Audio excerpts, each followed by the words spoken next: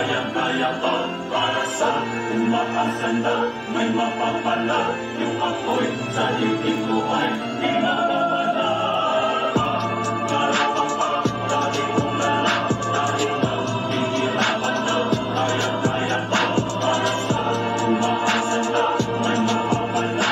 Yung ako'y sa ibig ko ay di mapapala. Sa pagsulong at hahaking nalandas kung saan makikipaglaban, marami mga hadlang sinuyod ang masukal, madilim na lasangan, kinapakapako pa na hindi magpadaig sa hamon ng kapalaran. Sinaga kong ang proseso magpatuloy na walang ibot sa aking katayuan. Sinimulan ko sa maliit, tik-tik siksik na walang pag-aalinlangan, masakit man sa dibdib, pulahing katawanan ka ng iba.